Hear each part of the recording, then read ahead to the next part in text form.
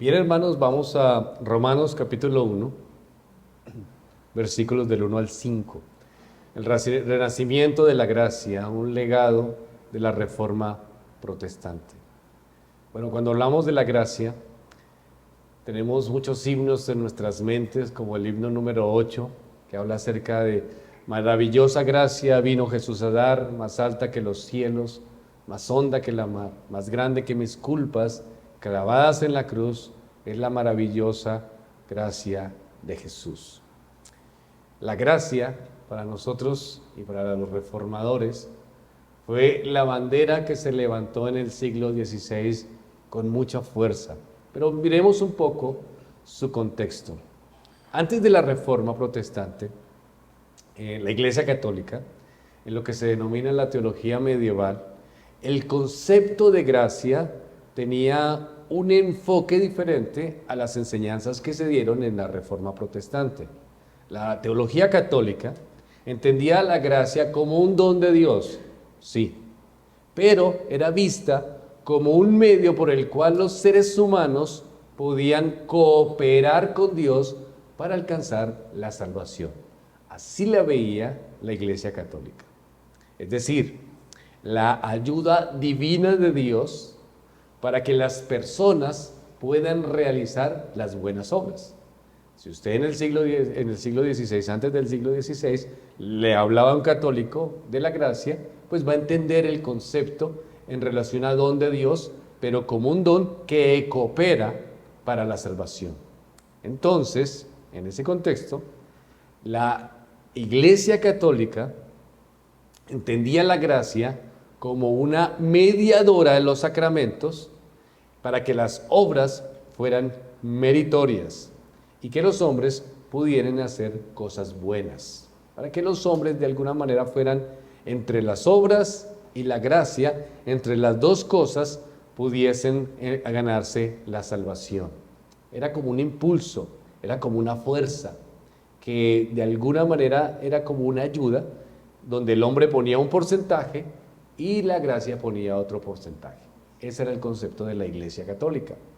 Cuando llega la Reforma Protestante del siglo XVI, cuando hablamos de Martín Lutero, Juan Calvino, entonces desafían ese concepto y dicen definitivamente no.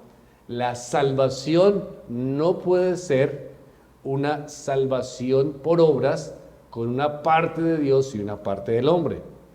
Y entonces levantan una gran bandera que es la sola fe, la justificación y la salvación por medio de la fe. Dicen los reformadores, no, la gracia es un don divino, pero no es una respuesta que ayuda a las buenas obras del hombre, sino que es un don no merecido.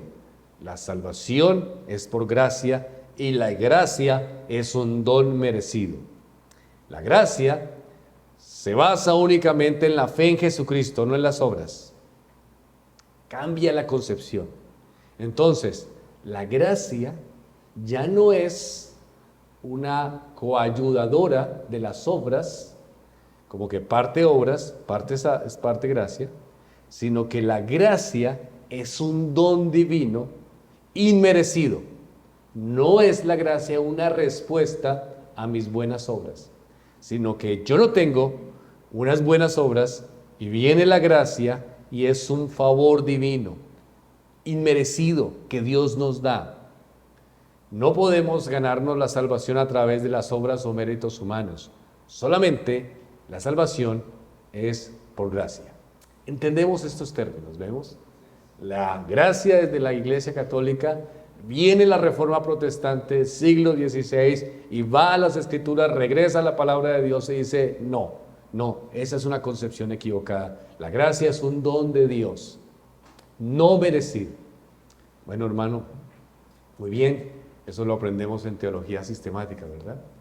Entendemos esos conceptos de soteriología y de salvación. Es verdad. Quiero que llevemos este concepto y vamos un poco más lejos. Y vamos a la gracia en nuestra experiencia cristiana constante. Por eso, quiero contar un testimonio de un hombre que es un testimonio que nos hará reflexionar. Pido a los niños, a los jóvenes, que nos gusta tanto las historias, que estemos muy atentos a lo que voy narrando. Bien, hermanos, había un hombre que tenía una madre cristiana, que seguramente le hablaba en su primera infancia de Jesucristo, pero lastimosamente la mamá de este hombre murió cuando él tenía 7 años. Entonces, este hombre tuvo que irse con sus familiares, no cristianos, quienes lo criaron burlándose de las cosas espirituales que su madre le había enseñado. Se burlaban constantemente. Los escuchamos en la distancia. Tu madre te enseñaba cosas de Dios ridículas. Eres un huérfano sin hogar. Solo pudo soportar por algunos años. Cuando tenía 12 años, escapó para vivir en la ciudad. Este niño, solo y abandonado, es allí donde aprendió un estilo de vida pecaminoso. Comenzó a mentir. Incluso mintió de la edad que tenía con el fin de enlistarse en la marina, pues le gustaba el mar y sentía un poco de seguridad en esa vida. Mientras estaba en la marina, se dio cuenta que aunque era un hombre que le encantaba el mar, no podía soportar las órdenes ni la disciplina militar. Pensó: me he criado con una persona que se burlan de mí. Me he criado con personas que se burlan de mí. Puedo con mi propia vida.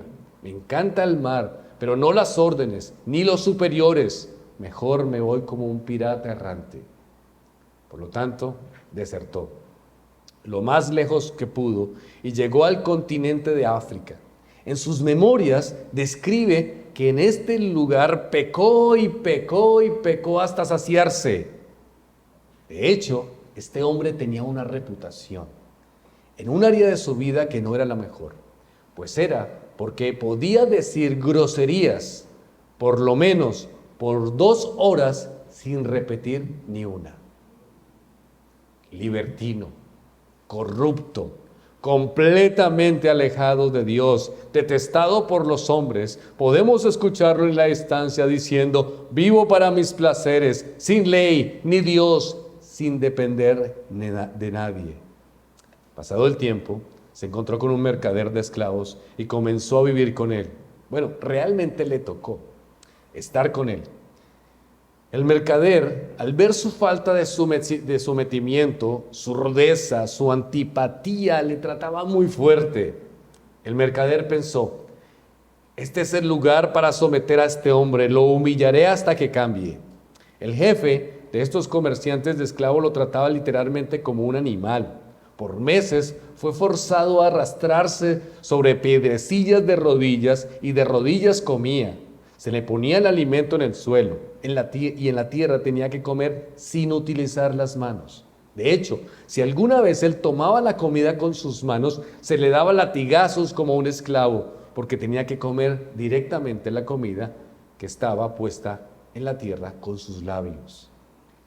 Ya cansado terriblemente, lleno de ira, decidió intentar un escape. Tuvo éxito, encontró la forma de llegar a la bahía africana. Al llegar a la bahía prendió grandes fogatas hasta que fue encontrado por una embarcación que pasaba.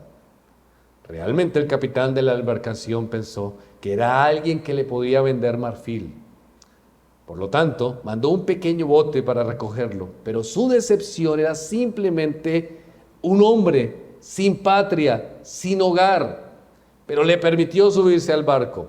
Al pasar el tiempo, cuando el capitán descubrió que era un navegante muy habilidoso, lo convirtió en su primer piloto.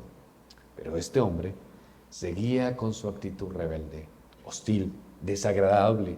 Un día el capitán estaba en tierra y este hombre dijo: compañeros, aprovechemos este tiempo que no está el capitán y brindemos juntos por los buenos momentos. Rompió uno de los barriles de licor y logró que toda la tripulación quedara en estado de embriaguez. Cuando el capitán del barco regresó, estaba tan enojado que empezó a golpear a este hombre hasta que lo dejó inconsciente en la cubierta del barco. ¿Qué has hecho? Miserable, ¿así valoras la oportunidad que te di? Cuando tuvo la oportunidad, lo tiraron al mar. se hubiera ahogado, a no ser que otro marinero borracho le tiró un arpón que atravesó su hombro y mediante esta acción lo levantó y lo regresó a la embarcación. Esto lo dejó mal herido en su costado, una herida bastante grande que quedó una cicatriz el resto de su vida. Encerrado entonces en la bodega de la embarcación, con la esperanza de que muriera, por lo menos que se desangre, pensaba: estoy sangrando, muriendo, este es el fin de mi desagradable vida. La embarcación pasó por cierta sección de Irlanda, luego pasó por las costas de Escocia. De repente comenzó una tremenda tormenta en la cual casi la embarcación se hunde. Este hombre había estado muriendo lentamente por varias semanas. Estaba cubierto de su propio excremento y de su vómito. En ese momento se acordó de Dios, del Dios de su madre. En ese estado tan miserable clamó a Dios y dijo: ven, rescátame de mi miseria, necesito tu perdón, necesito tu amor, necesito tu cruz. Clamó a Dios y Dios lo rescató. Este hombre, en medio de aquella terrible experiencia, se encontró con Jesucristo. Nada que hizo la fuerza militar, nada que hizo sus crueles familiares, ni los capitanes marinos de turno lograron doblegar nada de su carácter, solamente la gracia de Dios. Se convirtió en un fiel creyente. Y al pasar el tiempo, se sentó y escribió lo siguiente. Escuchen bien. Sublime gracia del Señor, que aún infeliz salvó. Fui ciego, mas hoy veo yo, perdido, y Él me dio. ¿Sabemos quién es? John Newton, el que escribió Sublime gracia. Hermoso, ¿cierto? Es la historia de John Newton, quien fue llamado a ser pastor y además se reconoce como el segundo fundador de la Iglesia de Inglaterra. Este himno tiene un impacto en la mayoría de los reformados, especialmente en aquellos que reconocemos la gracia como el propulsor de la reforma protestante del siglo XVI. Tanta destrucción, tanto pecado. John Newton llegó a convertirse en el capellán del Parlamento. De hecho, predicó delante del rey. Este viejo hombre, que venía de África, aún siendo inglés, era un blasfemo, totalmente corrompido. No se acordaba de Dios, pero en medio de todas las consecuencias de su pecado se acordó de Dios. Y por eso escribió este hermoso himno. La manera de alcanzar a un pecador indigno como él no fueron los golpes, no fue el maltrato, no fue el insulto, sino fue a través de la gracia. No fue la humillación, no fue el maltrato lo que cambiaron un corazón perverso, solamente la cruz. Ese es el poder de la gracia. Ahora bien, hermanos, Cristo nos rescata. Sin Cristo, nosotros no somos mejores que John Newton. Nosotros también somos el peor de los pecadores, sin esperanza. Solamente la gracia es la que nos atrae. Ahora, vamos entendiendo más y más la gracia, ¿cierto? El poder de ella, la fuerza de ella. Pero escuchen esto, niños. Si usted en su mente está entendiendo y diciendo, bueno, ¿cómo relaciono bien la gracia? La gracia es cuando Dios se sonríe con nosotros y nos dice, ven al arrepentimiento. Eso es gracia. Es suave, es misericordiosamente bondadosa, es dulce, es sorprendente. La gracia se inclina donde nosotros estamos y nos levanta. Es la gracia del Señor. Donald Barnhouse dijo lo siguiente: el amor que quiere mirar hacia arriba es adoración. El amor que alcanza a los de afuera es compasión, pero el amor que se inclina a los de abajo, hacia los miserables, es gracia.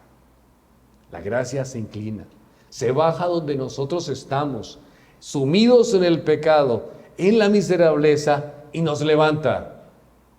Hermosa, ¿cierto? Eso fue lo que se descubrió y se fortaleció en la Reforma Protestante del siglo XVI, y es como la entendemos los protestantes, y es lo que está en las Escrituras, y es el consuelo que tenemos. Pero usted puede decir, bueno, muéstreme esto con más claridad a los de la Biblia. Bueno, vamos, Salmo 40. Vamos a ver qué dice el Salmo 40.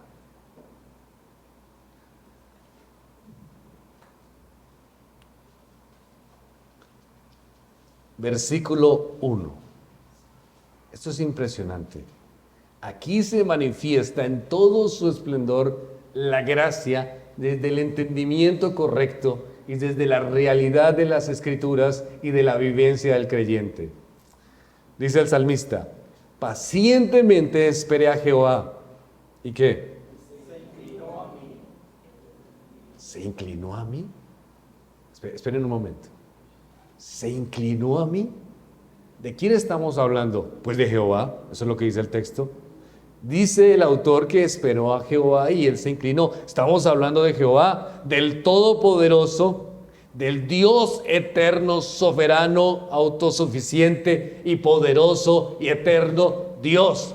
Sí. Dios es el poderoso y el trascendente. El que tiene todo tu poder, toda la maravilla, la seidad completa, pleno en sí mismo. Y ese todopoderoso, grande Dios que no podemos comparar, que no podemos identificar, que no podemos interpretar en plenitud por la grandeza, por su poder, por su gracia. ¿Qué hace? Se inclina a mí. Eso es gracia. El poderoso Dios se inclina a mí. Ahora, ¿quién soy yo? Jehová se inclinó a mí. ¿Quién soy yo? Dice el apóstol Pablo, miserable de mí, soy un miserable. Dice Abraham, polvo y ceniza soy. Dice David, soy gusano y no hombre. Entonces, ese poderoso, grande, eterno, sublime Dios se inclina ¿a quién? A un gusano.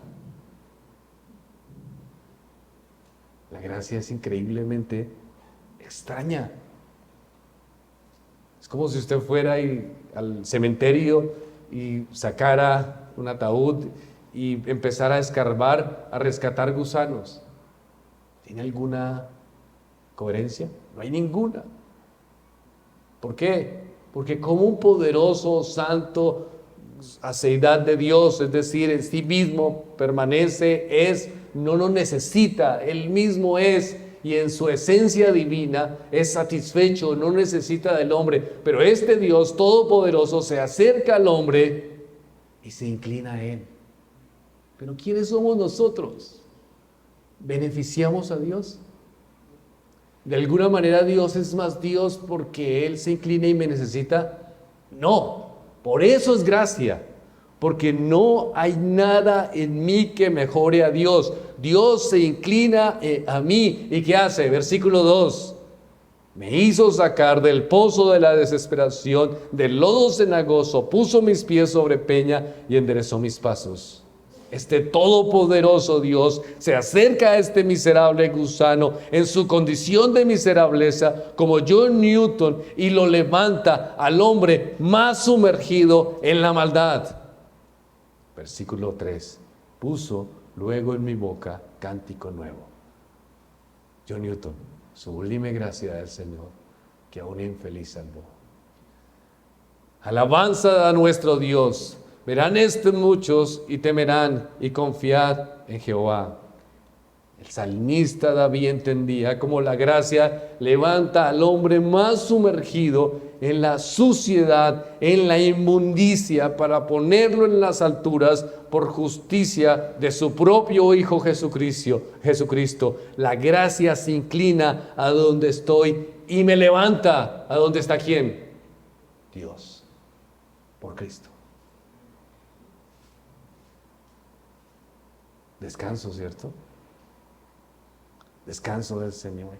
¿Recuerdan la situación de la mujer adúltera? Un grupo de hombres estaban acosando a una mujer que fue atrapada en el adulterio, pero Jesucristo tuvo la audacia de mirar a los ojos y decir, ni siquiera yo te condeno, vete, no peques más. La gracia dio esperanza a esta mujer cuando no la tenía, cuando estaba a punto de morir. Esta mujer recibió gracia, gracia, sublime gracia del Señor.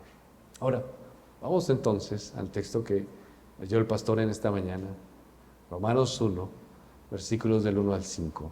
Nos vamos a enfocar en el versículo 5, por quien recibimos la gracia y el apostolado para la obediencia a la fe en todas las naciones por amor de su nombre. Pero voy a dar la introducción de por qué llegó el versículo 5 a estar en el versículo 5. Entonces, cuando vemos la carta a los romanos, vemos que más o menos hay 24 referencias a la gracia en toda la carta. Podemos decir que la gracia es el corazón del libro de Romanos. Además, el libro de Romanos iluminó el entendimiento de Lutero. Lutero, él entendió el Evangelio estudiando la epístola a los Romanos. En el tiempo de la Reforma, cuando se estaba dando, de la época, había mucha incertidumbre por la Iglesia Católica. Habían sentimientos de temor por pensar en las cosas últimas, pensamientos de muerte, dudas, porque pensaban en el purgatorio, pensaban en el juicio final, o tenían preocupación por la salvación personal, estaban todas estas enseñanzas romanas acerca de la eternidad, acerca de los méritos humanos. Entonces las personas no tenían claridad, no tenían una conciencia en relación a lo que iba a ser su vida después de la muerte, y lo que había era temor, temor y temor. Buscaban hacer obras, buscaban hacer cosas suficientes para alcanzarse la salvación. Eso pasaba en la vida de Lutero. Lutero era totalmente atormentado. De hecho, cuando entró al monasterio, hacía autoazotes para purificar su espíritu, se golpeaba noches enteras para tratar de que su alma empezara a ser purificada de una forma exterior, como lo que había pasado con John Newton. Muchas personas trataron de hacer que este hombre o este niño, que en su momento era un niño, fuera diferente, dejara de ser tan rebelde. Otros externamente lo golpeaban, lo azotaban. En el caso de Lutero, él mismo se azotaba y pensaba: necesito encontrar libertad, necesito salir de esta miseria en la que vivo. Pero cuando Lutero se dedicó a las Escrituras, empezó a estudiar Romanos, empezó a entender la gracia del Señor y el perdón gratuito de Jesucristo, la sola gracia. Dijo Lutero en los prefacios de sus escritos latinos, decía lo siguiente: yo odiaba la frase justicia de Dios, porque Dios es justo y castiga a los pecadores y a los injustos. Entonces Dios tuvo misericordia de mí. El corazón del Evangelio es la gracia. Ahora, el versículo 5 nos está diciendo acerca del apóstol, quien recibimos la gracia y el apostolado. ¿Pero por qué se llegó ahí? Pues tenemos que mirar el versículo 2 y el versículo 4, que él había prometido antes por sus profetas en las Santas Escrituras acerca de su Hijo, nuestro Señor Jesucristo, que era del linaje de David según la carne, que fue declarado Hijo de Dios con poder, según el Espíritu de Santidad, por la resurrección entre los muertos. ¿Qué están diciendo los versículos anteriores al versículo 5? Está diciendo que el Evangelio de Dios es planificado desde mucho antes que sucediera. Está hablando de que esto se trata acerca del Hijo de Dios, del cumplimiento de las esperanzas del Antiguo Testamento, de la venida del Mesías, del Hijo de Dios. Es acerca del levantamiento de Cristo, que salió triunfante de la muerte para reinar como Hijo de Dios con poder. Eso es lo que está diciendo el apóstol. Miren, hermanos en Cristo, estamos hablando del que estaba profetizado desde antes de la fundación del mundo planeado. ¿De quién? Pues de su Hijo Jesucristo, que era ¿quién? Del linaje de David según la carne. pero que fue declarado Hijo de Dios. ¿Cómo? Con poder, según el Espíritu de la Santidad, y ese poder lo resucitó de entre los muertos. Habla del Hijo de Dios que triunfa con poder. Es increíble lo que está haciendo esta manifestación, todo ese poder, todo eso predestinado, todo eso elegido, todo eso diseñado, ese plan perfecto cumplido se llama Evangelio. Ahora, después de que nos aclara el poder de Dios, Él habla acerca de la gracia. Habló de la muerte, del triunfo, de la resurrección, del poder, y pasa al versículo 5 y dice en la parte A, y por quien recibimos ¿qué? La gracia. Me encanta esto.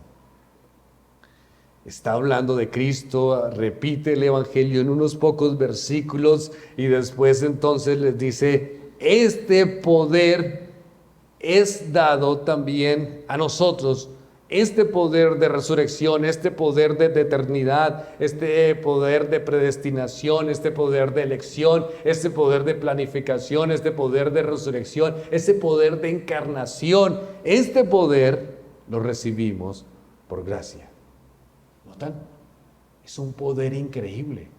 Es un poder que está en el acuerdo eterno de redención antes de la fundación del mundo, que planifica que va a haber salvación para los pecadores. Es un poder que hace que el Dios eterno se haga hombre, y que es un poder que hace que este hombre, 100% Dios, 100% hombre, venga a la cruz, muera en la cruz, y ese poder que hace que resucite. Es un poder superior, es un poder que no entendemos, pero es un poder que sobrepasa todo poder. Ahora, ese poder, dice el apóstol, por quien recibimos la gracia y el apostolado. Ese poder está en él. ¿En quién? En el apóstol Pablo. La gracia de Dios es a través de la muerte y resurrección del Señor Jesucristo. Esa es la naturaleza de la gracia, es a través de Cristo. Eso es lo que dice el texto también en el versículo 3, que es acerca de su Hijo, nuestro Señor Jesucristo, que era el linaje de David según la gracia. La gracia es una realidad que viene de Dios a través de Jesucristo y obra por nosotros. Este poder viene de Dios a través de Cristo y es poderoso en nuestras vidas. Ahora, no es como dice la Iglesia Católica, no es algo que usted tiene derecho, no es algo que usted obtuvo, no es una confianza que usted quiso tener, sino que es una gracia de Dios, es un poder de Dios para salvación, es un poder que aún nosotros estando en una condición pecaminosa, es un poder que se ejerce en nuestros corazones. Ahora, Romanos también dice, teniendo diferentes dones, según la gracia que nos es dada. ¿Qué quiere decir eso entonces? Que aún los dones es por la misma gracia y ese poder. La gracia es un poder que capacita. La gracia es un poder para el servicio. La gracia también es un poder que nos da el Señor para servir. La gracia nos habilita. Muy bien, hermano. Ya entendemos el concepto teológico, ya entendemos la extensión de la gracia, pero necesito algo más claro. Bueno, que usted puede pensar cuando piensa en la gracia, pues que Dios lo rescató. Está bien. ¿De qué? De la condenación. Y viene a la iglesia y usted está feliz por eso y piensa, si muero mañana por gracia del Señor, voy a ser salvo. Y dice, gloria a Dios por eso. Y se anima porque es una verdad bíblica y está gozoso en eso. Pero se encuentra con este mundo complejo, ¿verdad? ¿Pecó en esta semana? ¿Algún pecado, tal vez? ¿Malos pensamientos? ¿Malas ideas? Cosas que usted dice, ¿por qué? ¿Por qué hay todavía intenciones malvadas en mis pensamientos? Entonces, ¿por qué? ¿Por qué tengo eso? Y ahí viene este poder de la eternidad, este poder que resucitó a Jesús de entre los muertos, este poder que viene el apóstol Pablo para que pueda ejercer su apostolado, este poder es extensivo no solo a la salvación, sino también a la preservación, da la fuerza para el creyente y para sostenerlo. Es decir, la gracia no solo lo salva, sino le da fuerza para seguir y para ser un ¿qué? Un cristiano. Quiere decir que salgo de aquí pensando que si muero iré al cielo. Pero en este mundo lleno de sensualidad, lleno de situaciones perversas, desde que usted se levanta en la mañana, prende su celular, los videos están enfocados a cosas que no son correctas, que están en contra de Dios, las noticias, los medios de comunicación están avivando la sexualidad, están avivando las emociones para el egocentrismo. Todo está diciendo: Dios, no quiero nada de Dios, vivamos para nosotros mismos. Y en este mundo que tiene esas características, ¿podemos sostenernos? Sí. ¿Por qué? Porque la gracia tiene ese poder. Increíble, ¿no? ¿Lo puede sostener? Sí. ¿Lo puede mantener? Sí. Eso es lo que dicen las Escrituras. Por la gracia que me es dada para ser ministro a los gentiles, dicen en el capítulo 15, pero no se preocupen, lo pueden leer en la casa. La gracia que me es dada para ser ministro a los gentiles, para ministrar el evangelio a los gentiles, para ser una ofrenda agradable, santificada por el Espíritu de Dios, por la gracia que Dios me es dada para ser ministro a los gentiles. Ese es un poder. ¿Por qué? Por la gracia. La gracia es eficiente para salvar. La gracia es eficiente para ser preservado, querido hermano. Y la gracia es eficiente para que usted pueda servir. Volvemos entonces y pensamos: por quien recibimos la gracia y el apostolado. Es decir, Dios nos salva, Dios nos preserva, pero su gracia también es poderosa para que podamos servirle y ejercer nuestro ministerio. Espera, hermano, usted está diciendo que si muero voy al cielo por gracia. Sí, vas al cielo por la gracia del Señor. Si eres un cristiano, vas al cielo. Pero también me está diciendo que por gracia puedo mantenerme firme en un mundo absurdo, caído y miserable, y ante Dios como este. Sí, puedes. ¿Por qué? Por gracia. Pero hay algo más. ¿Cuál? Por gracia puedes servir al Señor y ejercer tu ministerio. Todo eso. Sí. Ese es el poder de la gracia, lo que Dios puede hacer.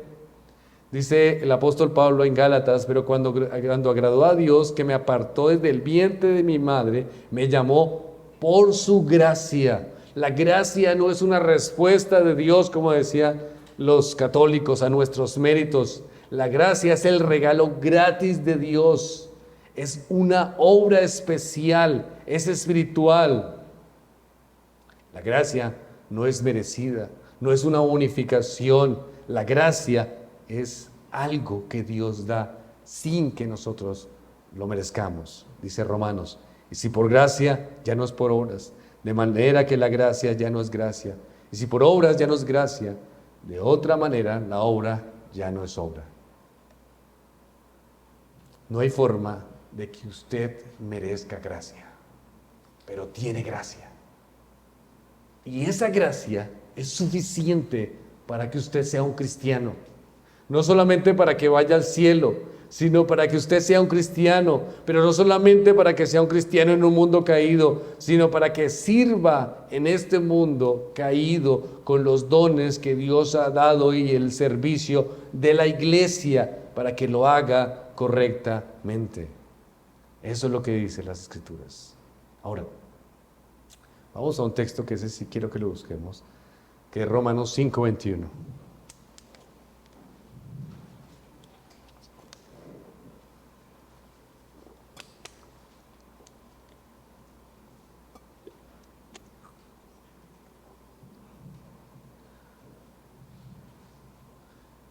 Miren, esto es tan impresionante. lo que está diciendo aquí el escritor. Aunque el pecado reinó en la muerte, lo tenemos todos, ¿sí? Aunque el pecado reinó en la muerte, aún así, ¿la gracia qué? ¿La gracia qué, perdón? Reina por la justicia, para la vida eterna, mediante el Señor Jesucristo, Señor nuestro. Lo que está diciendo el autor sagrado es que la gracia que reina. La gracia es el poder del rey, de un rey. Ella reina y guía poderosamente. La gracia reina. Hermano, necesito más claridad en eso. ¿Cómo puede reinar? Listo. Imagínense ustedes, vienen acá, están aquí sentados, está el predicador. Usted trae a su amigo, al compañero del trabajo, de la universidad, que es tomatrago, que está envuelto en pecado, que está envuelto en maldad, que tiene cantidad de conflictos, y se sienta allí y empieza el predicador a hablar del evangelio, de Cristo, de su obra, de la salvación, de la misericordia, del perdón, del arrepentimiento. Y como John Newton, blasfemo en contra de Dios, está allí sentado y empieza una cosa en su corazón. Empieza a decir, definitivamente, creo que no estoy haciendo bien las cosas, y empieza a sentir calor en su cuerpo, presión en su pecho, y termina arrepintiéndose de sus pecados. Esto es una obra de la gracia de Dios, en un mundo caído y miserable, porque la gracia reina. ¿Lo entendemos? Estamos hablando de que ninguno deseamos las cosas buenas. Usted no desea lo espiritual, no lo quiere, no lo ama naturalmente, no lo goza, no lo disfruta. Es una tragedia hacer las cosas que Dios honra. Es una tragedia las cosas espirituales. No nos agrada. Preferimos vivir en nuestros deseos, en nuestros pecados, de cientos de personas que les decimos, miren, van a ir al infierno, o quieren seguir en su pecado, arrepiéntanse y van al infierno. La gran mayoría, los cientos, los millones, abrazan el infierno. Pero unos vienen.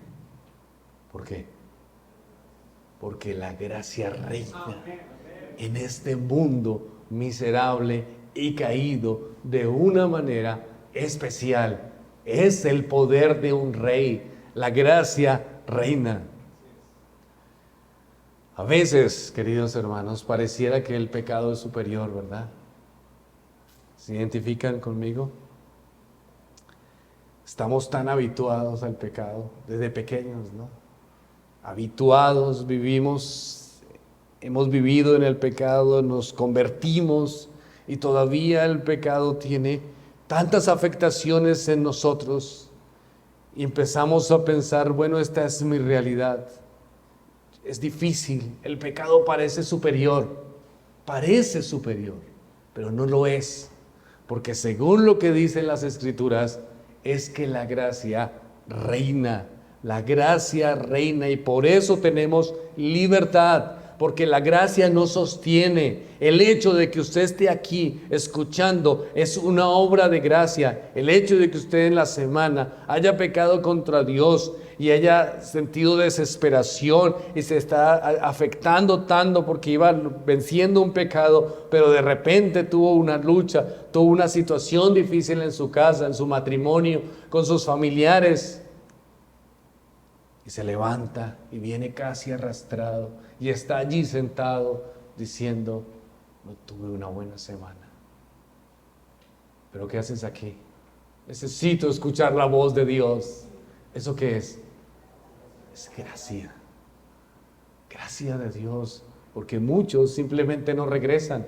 Siguen en su mundo, siguen en su pasado, siguen en sus deseos, ya no quieren continuar su vida cristiana. Pero estamos aquí y recobramos el ánimo y sale usted pensando, todavía tengo esperanza. No quiero seguir pecando, estoy aquí, y el deseo que está en mi corazón de no hacer las cosas que están en contra de Dios es un deseo contrario a la realidad de mi naturaleza, porque viene de una fuerza superior, y esa fuerza es la gracia y el poder de Dios en su vida. ¿Me está diciendo que tenemos todo? Sí, lo tenemos. Podemos ser cristianos. En la gracia de Dios nos consuela. La gracia de Dios es recibida por fe. Es la gracia de Dios un sostén. Y miren lo que dice el versículo 5. ¿Para qué? Para la obediencia a la fe en todas las naciones por amor de su nombre. ¿Qué es lo que está diciendo? Que la gracia es tan poderosa que hace que seamos obedientes ¿a qué? A Dios para honrarlo. Dice un teólogo, por la gracia somos lo que somos en la justificación y hacemos lo que hacemos en la santificación. Mire, retrocedamos, versículo 1. Pablo, siervo de Jesucristo, ¿llamado a qué? A ser apóstol, apartado para el evangelio de Dios. Versículo 5, y por quien recibimos ¿qué? La gracia. ¿Qué es lo que está diciendo?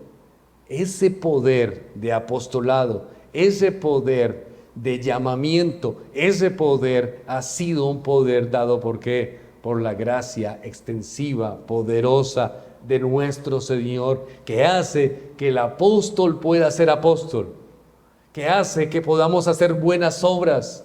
La gracia es la expresión del amor de Dios. La gracia es lo que mueve a las criaturas para que hagamos lo que es correcto. La gracia nos da el poder para la santificación. La gracia nos da el poder para hacer las obras santas de Dios. No solo nos salva, nos sostiene, sino que nos motiva al servicio, nos transforma para que hagamos lo correcto. Ahora, dice entonces, versículo 5, y por quien recibimos la gracia y el apostolado. Piensa en lo siguiente, ¿el apostolado era para quién? Para el apóstol Pablo. Nosotros no somos apóstoles, pero sí hay pastores, pero sí hay madres, pero sí hay padres. Piense en usted, si hay solteros, si hay viudos, si hay maternidad, si hay matrimonios, si hay un ministerio que necesitamos ejercer, por quien recibimos la gracia y el pastorado. Miren, hermanos, les aseguro, en algún momento sus pastores estarían solos en su oficina o con sus esposas, después de una semana difícil, después de trabajar fuerte con una familia, y esta familia tal vez decidió no seguir los caminos del Señor o rebelarse contra Dios contra sus doctrinas, o rebelarse contra la iglesia, o rebelarse con la autoridad bíblica, después de habérsele servido, de haber hecho lo correcto, de llevarlos al evangelio. Después atacaron con firmeza todo lo que era bueno y santo que se había hecho en la iglesia. Y puede estar su pastor triste, aburrido, porque dio todo.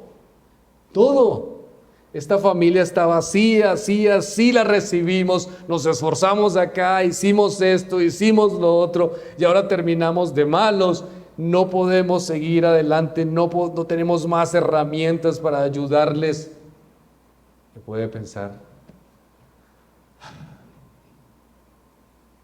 Yo creo que no puedo seguir.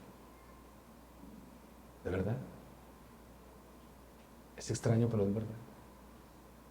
Les aseguro que por más fuerte que se vea un pastor, en algún momento, en sus propias fuerzas, mirando el contexto de la realidad de su iglesia, se sienta y dice, no puedo más. Yo lo he hecho muchas veces, no puedo más. ¿Y qué pasa? Es increíble, ¿no? Hay un poder más allá de mi propio entendimiento, más allá de mis capacidades, que no puedo comprender, que da la fortaleza. Y usted ve a su pastor que la semana estuvo sentado, triste, atribulado por las situaciones con la familia, o con las situaciones con los hermanos, o situaciones difíciles económicas, etcétera, etcétera, etcétera. Y después usted lo ve el domingo hablando de Jesucristo y su gracia, hablando del poder de Dios, y usted dice, bien, gracias, pastor. ¿Pero por qué? ¿Cómo hizo? No por su capacidad. Hay una gracia especial que lo sostiene. Increíble, ¿no? La gracia de Dios. La gracia de Dios para un soltero y una soltera. Algunas personas piensan, si me caso se me acaban todos estos malos pensamientos. Si me caso ya estaré con una compañía, ya no estaré por ahí triste, porque salgo y yo veo a la gente como feliz, los matrimonios, las familias. Eso es lo que me falta para ser buen espiritual. Si yo me caso, ya encuentro la satisfacción. Hermano, hermana soltero, la gracia es suficiente para que usted sea soltero. Si usted anhela casarse, es un buen anhelo, es voluntad divina el matrimonio, pero no necesariamente es voluntad personal, es decir, no todo el mundo se va a casar.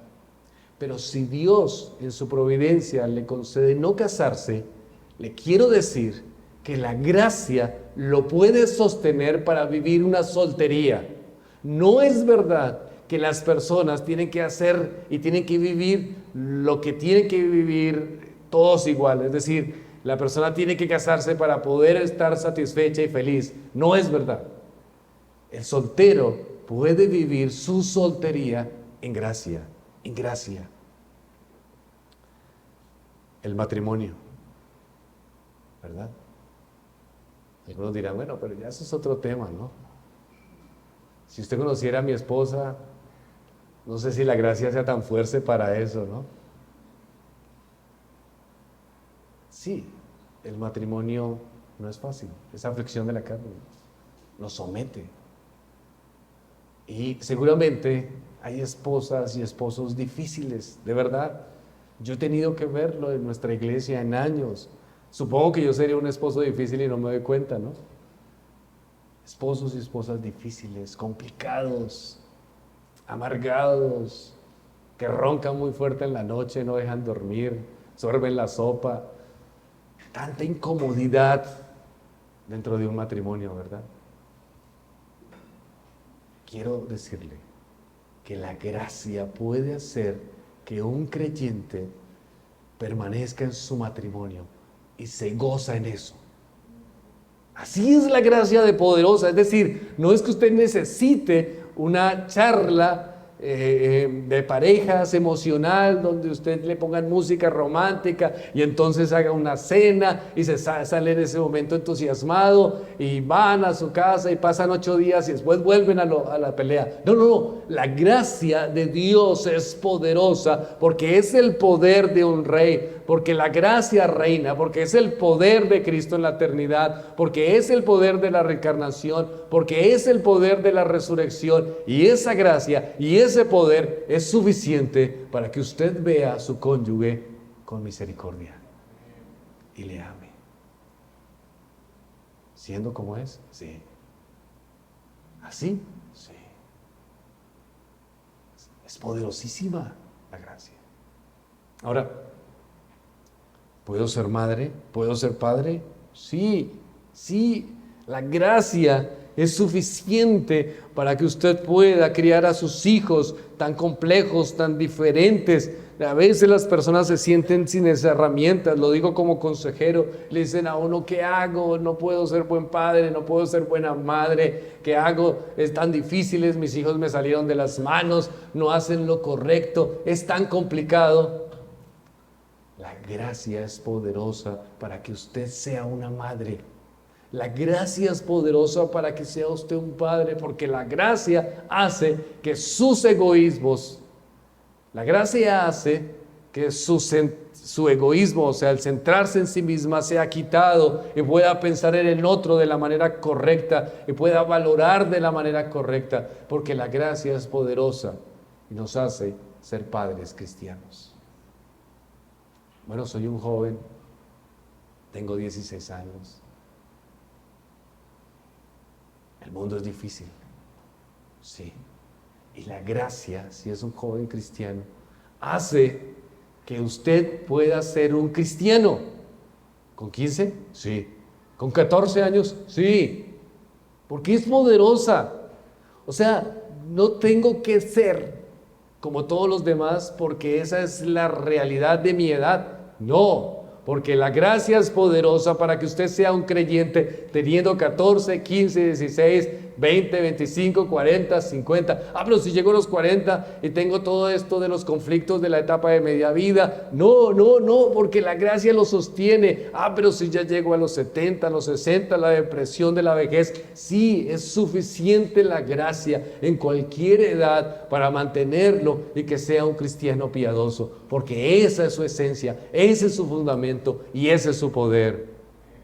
Es gratuita, es perdonadora. No existe rol en la vida que pueda ser vivido de manera que Dios desea, lejos de la gracia facilitadora.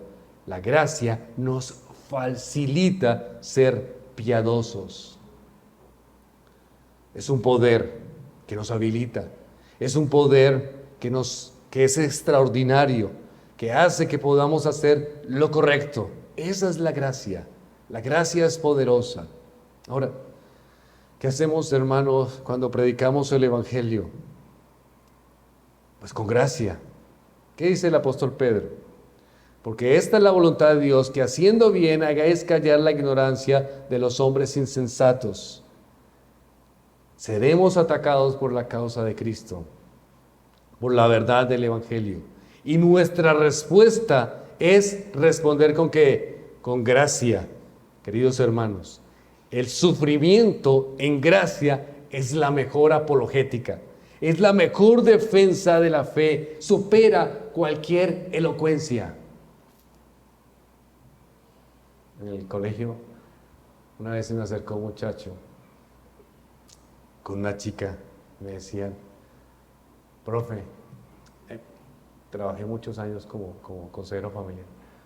Profe, nosotros estamos en contra de los cristianos porque no hacen sino hacer campañas contra el feminismo, campañas contra los homosexuales, campañas contra esto y esto, enojados por cómo son estos cristianos, enojados.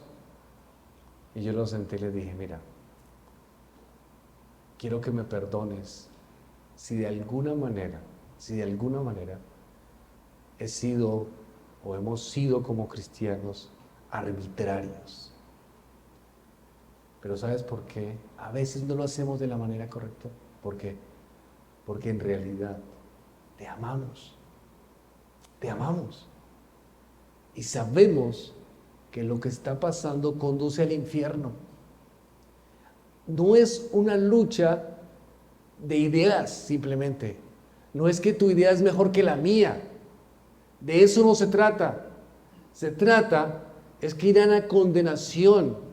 Pero así tengo que amar al homosexual, al adúltero, al que roba, al chismoso, y tengo que amarlo, y lo amo en el sentido de que le comparto el Evangelio, y no me importa si mis ideas son mejores en el sentido de mi argumentación, sino que yo lo que quiero es ganarse ¿qué? Su alma para Cristo. Es mi mayor deseo. Es lo que yo más quiero, no que luche ni ganen mis ideales, ni mis planteamientos, ni mi fuerza, porque esto no es mi intención. ¿Qué dicen las Escrituras? Las Escrituras están diciendo que esta es la voluntad de Dios. ¿Cuál es? Que haciendo bien hagáis callar la ignorancia de los insensatos.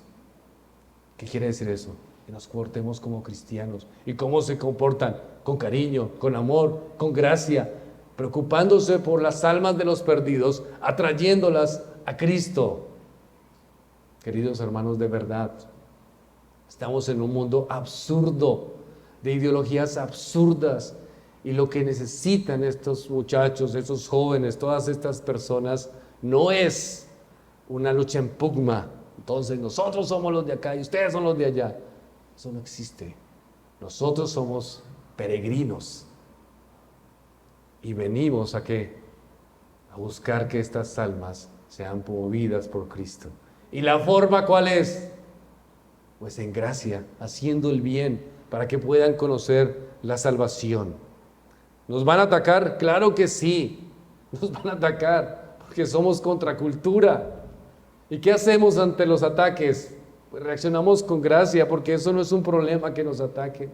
Si nos atacan es una bienaventuranza. Si sufrimos por el Evangelio es una bienaventuranza. No he tenido este honor. Lo máximo que me han dicho es evangélico, pero no me han golpeado, no me han quemado, no me han crucificado. Así que no he tenido ese honor. Y si no lo tenemos, entonces por lo menos tenemos que vivir entendiendo lo que somos como cristianos.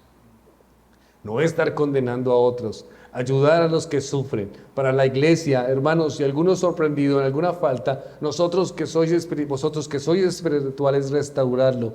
Un espíritu de mansedumbre, mirándote a ti mismo, no sea que tú también seas tentado. La iglesia es solidaria. La iglesia es restauradora. ¿A quiénes? A los que pecan, a los que sufren, a los que luchan, a los débiles. Hermanos, les voy a decir algo. Siempre, hasta que venga el Señor, en nuestras iglesias habrán personas más débiles. Y así nos levantemos con ira, y así alistemos las piedras para poder sacar de una vez a estos malos y perversos, siempre llegarán más. ¿Qué tenemos que hacer? Restaurarlos. No estoy hablando de ser alcahueta con el pecado, no estoy hablando de eso, estoy hablando de restauración, porque hay personas débiles que sufren y vuelven otra vez a su lucha, y pasa el tiempo y vuelven otra vez a su lucha, y ahí la iglesia está restaurando, luchando, unidos, como tiene que ser, porque eso es la gracia del Señor. El pecado abunda, pero la gracia sobreabunda. Es decir, la gracia, el pecado tiene un límite, la gracia no lo tiene. El pecado abunda, hay un límite, la gracia sobreabunda. No hay límite en la gracia, no hay límite, va más allá de toda comprensión, va más allá de todo entendimiento, va más allá de todo lo que nosotros podamos entender por poder. Por eso es suficiente para nuestras vidas. Finalizando, queridos hermanos, para los creyentes, hermanos, descansen en esa gracia. Es el poder de un rey. Reina sobre todo esto. Salgan a este mundo tan difícil y crean y tengan confianza por la fe que han puesto en el Señor Jesucristo, que ese poder especial y trascendente está en el creyente y lo preservará. Y sirvan como Dios les ha llamado a servir, como padres, como esposos, como hijos. Hagan lo que es correcto delante de Dios, porque tienen la facultad especial y espiritual de Dios para hacerlo. Si usted viene y no es creyente, algún hijo de algún creyente, posiblemente vino hoy o porque de alguna manera lo insistieron a que viniera, déjeme decirle que en Cristo hay esperanza para salvación, que Él tiene poder para liberarlos de su condición. Y si está pasando algo en su corazón, si está abriendo su entendimiento, eso se llama la gracia de Dios, porque no es algo que usted desee. Y si viene a Cristo, va a encontrar liberación, va a encontrar el perdón por el pecado, porque su pecado ha sido cruel, malo, perverso. Por más que usted lo minimice, ese pecado es suficiente para que usted vaya a la condenación eterna. Pero si viene a Cristo, encontrará salvación, consuelo. Este es su hogar. La cruz es su hogar y estará seguro, encontrará el consuelo para su alma. Que la gracia y la fe nos sostenga y nos acompañe. Oremos.